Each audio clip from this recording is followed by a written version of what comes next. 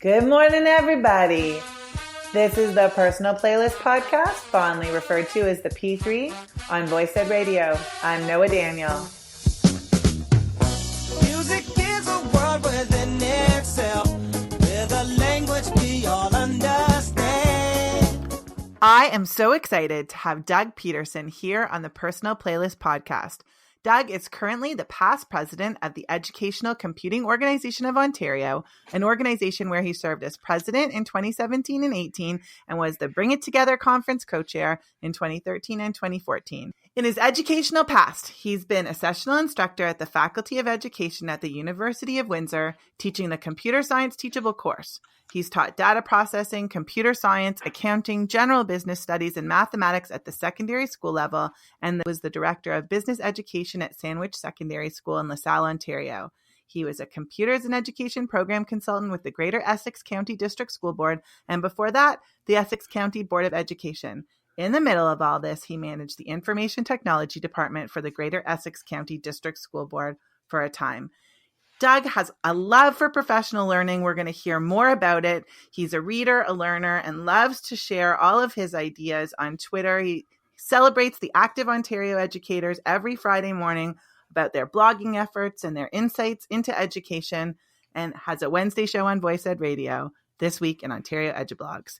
Thank you for coming to the show, Doug. Well, first of all, I was just absolutely delighted that you would ask me, and I didn't know, what do I do? What do I do? How do I become across as being something that I'm not? And then I thought, well, that's not the point. The point is for me to come on here and be just who I am and have a little conversation with Noah, and she will direct the conversation where she wants to go. So I'm delighted to do that. And so you said, and I'll be honest, this is absolutely the first time I've ever created a playlist. Really? I love music. I have a gazillion songs on my computer, and I've never created a playlist. What I do typically is I will empty my iPod. I'll put one song on it, and then I use the feature in iTunes that says use that song and fill it up with everything else. And so it's, brand new stuff every time. And I just slap on my headphones and go for a walk or do whatever it is. And I have no idea what's coming up next. That's my idea of a great music playlist. And so when you said, no, we need to have specific topics that you're going to address, I thought, okay, now maybe I'm going to have to start to pay a little bit of attention. So I did that. And what I did ultimately was to narrow down to two different songs for the three categories: nostalgic, identity, and inspiration. And then I chose one and went with it and sent you the names of the songs. And here we go. Okay, well, I'm excited to get into it. The essence of this show is exactly what you said.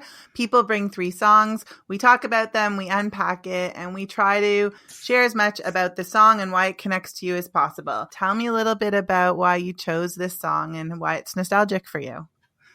Well, there's two reasons. First of all, absolutely, I saw this movie with my parents at a drive-in theater as a child. Absolutely did that. Remember, you used to go and for $5 a carload, you would go in and there would be two movies, and a movie from this particular actor would be on first, and then the horror movie would be on after the break. Well, my brother and I would go in and we'd go and we'd watch this first movie. And then when the break came in, we had to lie down on the back seat and go to sleep because we weren't allowed to stay up and watch the horror movie. So that's one aspect behind this. And the other aspect, which is really the even further nostalgic, goes back to, and you have to picture a 6 or 7 year old little boy with a brush cut, and all I ever wanted to do was to play the guitar. And one year for my birthday, which is in August, my parents bought me a ukulele. And the ukulele had vinyl strings on it. And I don't know if you've ever tried to play something with vinyl strings, but it's so painful on your fingers. And a ukulele just didn't cut it. And so I kept complaining, and they bought me a real guitar for Christmas. And it was awesome. And I was just so excited. And there was also the promise that I would get guitar lessons to go along with it. So when the time came, we went down to the music teacher, Mr. Pulsifer, and he sat me down with the guitar and my hand wouldn't go around the neck. So it's pretty hard to play a guitar if you can't do that. So I was almost in tears, and he said, but I've got an alternative. And what he did was he loosened all the strings and he put a little bridge on the end of it and tightened it up and tuned it up and put it in my lap. And he says, this is a lap guitar, and we're going to teach you how to play the guitar doing that. And so I did that, and I played on that guitar for years, and then ultimately upgraded to an electric steel guitar. And I learned how to play every country and Western and Hawaiian song going. And you've got to realize that by the time you hit about grade 9, it's really not cool to be playing Hawaiian songs and country and Western songs and so on. But by growing up, it was so depends on great. where you are. Okay. But growing up, I just absolutely loved going through and playing all that sort of stuff. There's a standing joke with my wife. We ended up playing at a concert at her elementary school. And I'm sure that because she grew up in this little town where there's nothing else to do except to go to concerts at the elementary school. So I'm sure she was in the audience long before we met each other. And I played this. And I still have my steel guitar. It's in the rec room. It's behind my chair. Every now and again, when I get bored, I will pick it up, and I can still play Blue Hawaii. That's a really good story, and it connects to a lot of aspects of your life. So here is your nostalgic song, Blue Hawaii, from Army Man to Surfer Guy, Elvis Presley.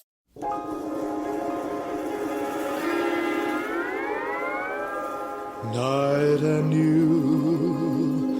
and blue Hawaii. The night is heavenly, and you are heaven to me. Lovely you and blue Hawaii, with all this loveliness, there should be love.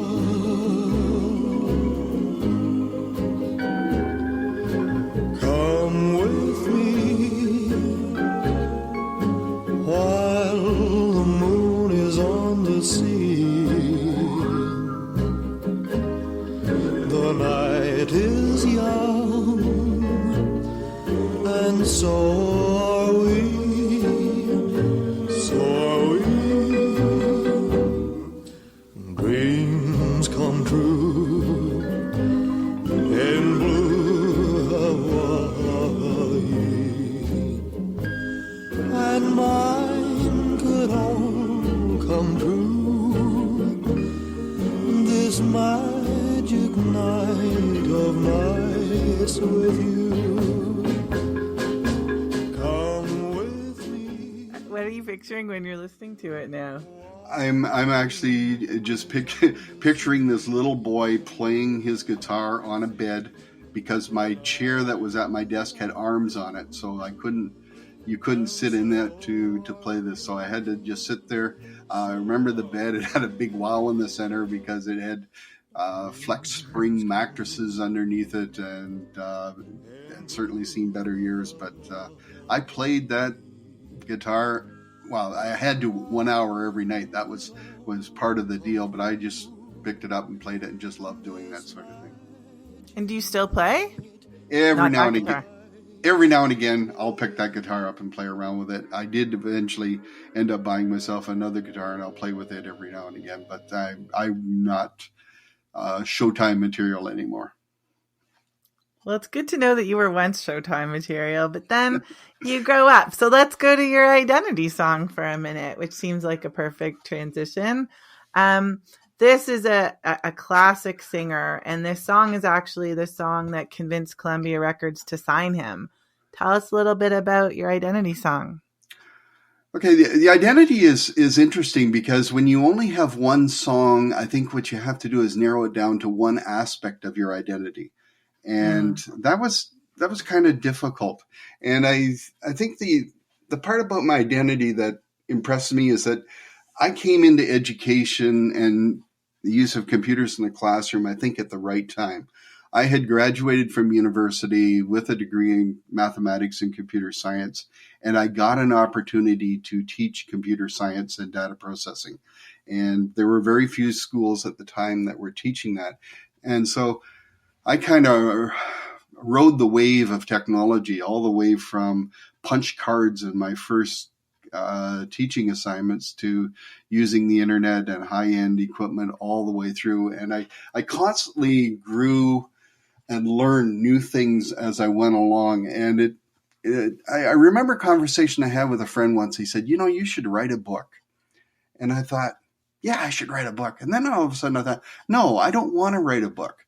Because when you write a book, there comes a time when you put the last period at the end of the last chapter, at the last sentence and so on, and that says, I'm done. And I don't ever want to be done when it comes to learning technology and doing different things with it. And so I decided, no, I don't want to write a book. I don't also, you'll see a lot of people go out and they get certification for this, that, and the other thing. And certainly I've gone through and got a whole lot of my certifications. And at one point in time, I pulled it all off my profile so that it's no longer available. And it was one moment when I was in a technology training session. And I mean that in the worst possible way, because you train dogs, you professionally develop teachers. But this clearly was a training session, and something didn't go right. And to this day, I still remember the words from the trainer. And that was, when this happens to you in front of an audience, don't blame the product. Just make a comment. This is unexpected behavior, and then move on. And at that point in time, I realized that by doing this, and it was important to my job at the time that I knew all the ins and outs and so on. But at that point in time, I felt like I was becoming a third-party salesperson for the product. And I thought, I don't want to do that sort of thing. I want to be me. I want to be able to learn. I want to be able to understand. And I want to be able to make my own decisions and so on. And so that sort of rolled into the concept of writing the book. And I thought, I don't ever want to write a book because I don't ever want to be done. But I want to be able to write my thoughts and share my feelings. And that's why the blogging format just appealed to me so well. Because with a blog, I don't have to be, well, if you ask some people, I don't have to be coherent, but I don't have to have a progression. No. I can pick a topic randomly all over the place and I can write about it. Yes, the blog post has a beginning and an end, but that end doesn't necessarily mean that I'm done with that thought. I can revisit it. I can do something else and so on. And so the blogging format really, really works well for me. And so tying into this program, this is Bruce Springsteen's song all about growing up. It means so much to me. And there's one line in there that I think I'd like to point out because it just sort of resonates with me so well. It's at the end of one of the verses where he says, I was told to sit down and I just stood up. I think that's the perfect segue. So here is Growing Up from Bruce Springsteen.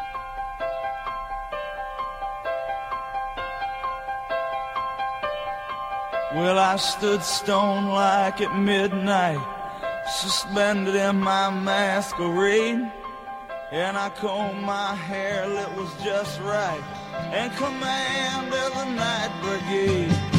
I was open to pain and crossed by the rain, and I walked on a crooked crutch. I strode all along to a fallout dawn, and came out with my soul untouched. I hid in the clouded wrath of the crowd when they said sit down, I stood up. Ooh, growing up.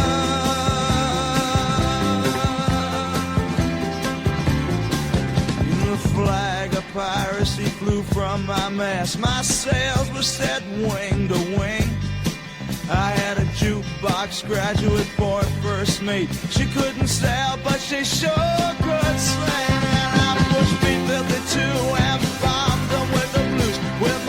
set stubborn on standing. I broke all the rules straight in my old high school. Never once gave thought to landing. I hid in the clouded warmth of the crowd, but when they said come down, I threw up.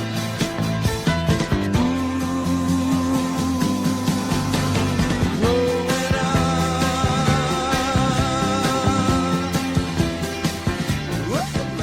Even just listening to the E Street Band that didn't have a name when that album was released, they were just Springsteen's band. It's an amazing thing. And I that line that you said, like when I heard it, I smiled. So it relates so well to that idea of not wanting to be done and not wanting to listen to other people and to find your own way. That's what you sound like when I listen to your show. You're a man who finds his own way, and you find your way through people's ideas, and you find your way through your critical questions and your critiques. And you sound like a determined and resolved person who figures things out the way you need to. That's very kind of you. A little bit of trivia. When Stephen asked me to do This Week in Ontario Edublogs as a podcast, he asked me, what song do you want to start with? So I suggested that song, thinking that it would be like what you've got with Sir Duke, that would be the song every week. But somehow he convinced me that we need to have a new song every week. And so we started with Growing Up, but every week we try to find some sort of connection with the weather or one of the blog posts that we take a look at, or just something neat and so on that came through. But this was definitely the first one that I did. I actually never noticed the thematic aspect of the song choices. I just thought it was random. So that's something to listen for sure. Every person has a song that, lifts them up, picks them up, and inspires and motivates them. And to be honest, I can't believe that this is my 61st episode and nobody has got the let out. So there's so much to say about this song, but it's your guest appearance on the show. So I'll let you talk about it. Why this song of all the songs in all the land? The song is Stairway to Heaven by Led Zeppelin. And it's not the sort of song that you put on your headset and go and run a mile with. And when I started looking at this, I reflected on how this song has inspired me over the years to do a whole number of different things. And I've always told people that if I could ever get to be good at playing the guitar, and there was one song that I would like to be able to play, it would be Stairway to Heaven. And I'd like to be able to do the guitar solo like Jimmy Page or like Hart did on the Kennedy Honors. Because that was unreal. Oh my God. It was unreal. It was. Yeah. That brought tears to my eyes. And on the YouTube video, to see that it brought tears to Jimmy Page's eyes was confirming. But Stairway has been, well, it's an old song, but it's been with me all the time. And I made myself a few notes down here because it's inspired me to do so many things. First of all, it got me to read The Lord of the Rings and the Silmarillion. I don't know that I would ever have done that without this song. I broke a record player trying to play Stairway to Heaven backwards to hear the hidden meaning that allegedly was built into the song. It was the only song as a kid. We used to get together on Friday and Saturday nights, about 6 people in a car, and we would turn on the radio station, a CKLW out of Windsor, and we would just be gabbing and talking and doing all those things that friends would do, except when Stairway to Heaven came on. At that point in time, everybody got quiet because we wanted to hear the song. And it didn't matter how many times the song was played. We wanted to be able to listen to it. It was also the song that many disc jockeys at that time played as the last song on their show. And the only reason why I could think was that by putting on this 8-minute song that could actually leave early so that the person that followed them up could do it.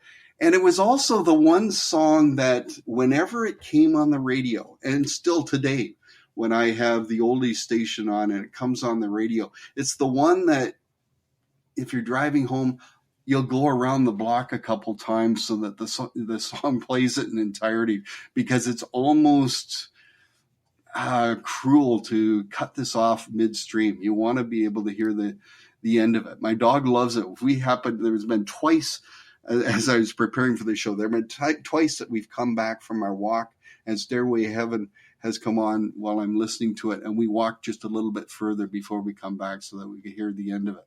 And I'm sitting and thinking, why would this be so inspirational in that manner? And I think inherent to all of us that have ever created something original, that we have this desire that somewhere along the line we're going to create something that is as good and as powerful that it would actually change people's lives to be able to think about your thoughts or your ideas or whatever it was that you created, to change their life pattern just because you did whatever you did. And to me, this is what Led Zeppelin did to me.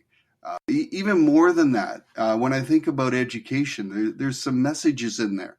I mean, the song is all about that lady. Now, that lady could be that lady, it could be that man, that could be that administrator, and so on. But haven't we all worked with that person who thinks that everything that they deal with turns to gold?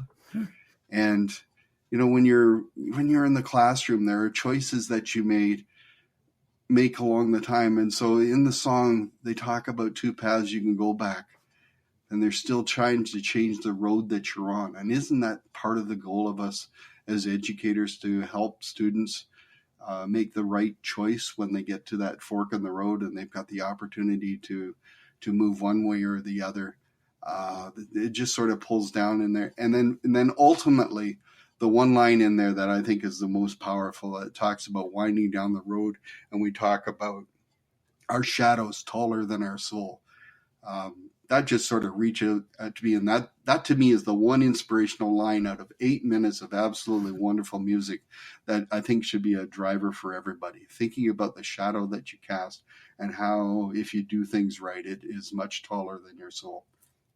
Well, I think that also talks about your impact on other people, you know, and the idea that every teacher, I think, wants to have a lasting legacy and have something of such quality that it holds up for students. And this is that song, you know, that just, it holds up for everybody, even the band who played it at almost every single concert.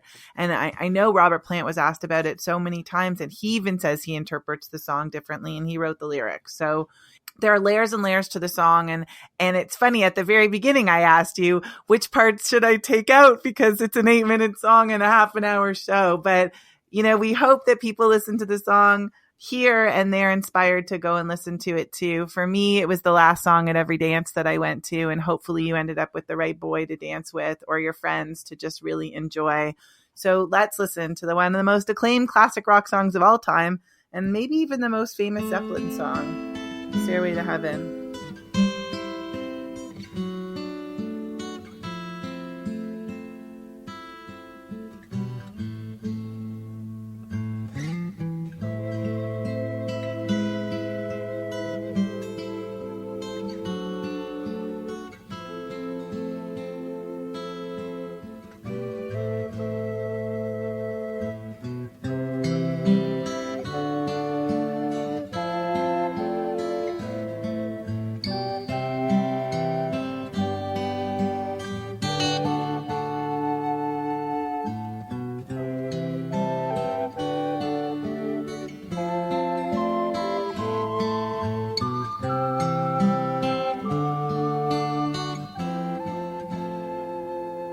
There's a lady who's sure all that glitters is gold, and she's buying a stairway to heaven.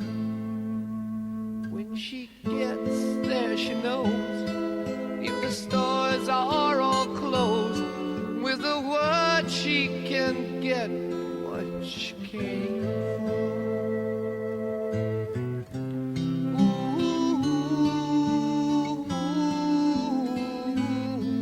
She's buying a stairway to heaven. There's a sign on the wall, but she wants to be sure, 'cause you know sometimes words have two meanings.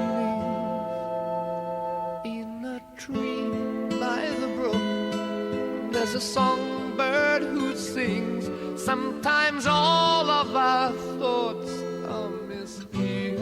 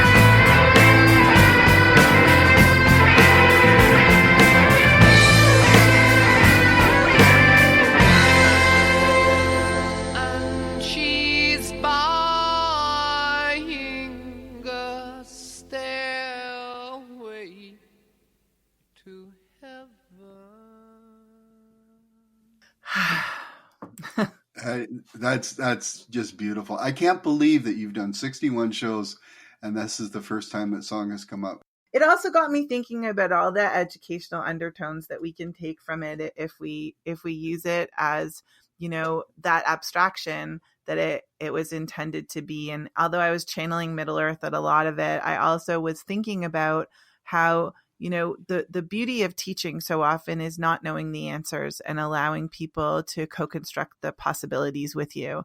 And every week I try to listen to you and Stephen unpack people's stories and take what's possible from people's writing and what people are doing in education and really celebrate them. So I want to come back to all the things that you do, but just checking in, how do you feel about your P3? How's it feeling right now? It's feeling pretty good. I've you in preparation for this, you've made me do something that I haven't done, and that was to actually look up the lyrics for the songs and go through it word by word by word, because so often you hear a song and you think you know the words, and then you realize, well, that's not quite the words they were there. And I think because of doing this, I have an even deeper appreciation for the work in Growing Up and Stairway to Heaven. So I thank you for the inspiration to be able to do that sort of thing. It's not something I've ever done before. So thank you so much. Well, you had mentioned about the blogging that Stephen and I do, the blog talking that Stephen and I do on our show. And I just wanted to point out that I am so glad that I found your blog because I thought that you were one of those intermittent people, because intermittently there'd be a blog post from Noah on Voice Ed Radio until I happened to mention it once to Stephen. And he says, oh no, she's got a full-time blog. I just only have periodically posts that appear over there. So I now know where your blog is. You're on my blog roll for Voice Ed Radio on my website.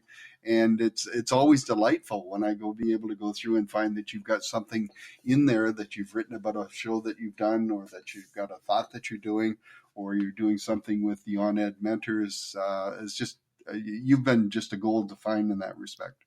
Oh my gosh, that means so much. I was so excited and also nervous when you were talking about Elevate Your Audience, my post, because I'd never heard you talk about my work before, and it felt so intimate. But it was so positive, and it gave me some really interesting ideas, and you actually helped to infuse my next presentation, because you were right. Like, I was talking about how my projects all come in at different times, and you said in the real world, projects don't all come in on the same day. And I really appreciated that. You always push my thinking. You have presented and been involved in organizations and a number of conferences related to Computer Science Teachers Association, Educational Computing Organization of Ontario, the Western Regional Computer Advisory Committee Symposium, Michigan Association for Computer Users and Learning, International Society for Technology and Education, and with school districts throughout Ontario. I've even been involved in a number of regional ed camps. Your website, dougpeterson.ca, is definitely something to check out. Everybody should have it bookmarked. Most of your digital footprint, you said, can be found at dougpete.wordpress.com. And can you just talk about your hashtag for a second? It took me a few minutes to really figure out what it was. Well, there are a million different hashtags in use all over the place. And sadly, there are some that are used for different purposes other than the original one. So there are duplicate channels and so on. And I was just sitting there one day and I thought, well, why not be unique with a hashtag? And so I took a look at my signature blog post, which is on Friday, This Week in Ontario EduBlog. And I said, I'll bet you nobody has a hashtag that's TWIOE. And sure enough, nobody did. So I thought, wow, I'm going to start doing that. So I use that, and I try to tag people that I've included in my Friday post with it. I try to tag people that we're going to be talking about on Wednesday morning. So if they happen to be free, or they happen to have a prep or something like that, that they can tune into the radio. Or in Ramona's case, she'll actually turn it on and play it in her classroom if we happen to be talking about her students. It's just, it's kind of neat. You recall, I think once before Christmas, it was Stephen's birthday, and we invited a number of people to come onto the show. And sort of hijack them and surprise them. Well, Ramona did that with her class, and so we had a little conversation with some students in there. So it's kind of neat. And in a world where you have that Twitter information that's just overflowing all over the place, it was just kind of affirming that I could find something that would make my little effort unique from everybody else. So TWIOE. It doesn't roll off the tongue, and it certainly doesn't roll off your keyboard, but it does let people find me. Well, it's worth being purposeful to find it and to learn about other people and to learn about you. Thank you so much for coming out to the Personal Playlist podcast. Do you have anything you want to add before I play you out? This has been an absolutely wonderful 45 minutes that you will edit down to 30, because of all the people on Voice Ed Radio, this show starts and stops as promised. Well, I try, but I also build outside the block. So sometimes it's a little bit before and it's a little bit after, and I'm okay to roll with that if you are. It sounds like you're the kind of guy that can do just that. I hope you have a fantastic day. I hope you do as well. Thank you so much, Noah. I really appreciate this. Thank you for joining us on the P3, the Personal Playlist podcast. I'm Noah Daniel. This is Voice Ed Radio, and I hope you have a fantastic day.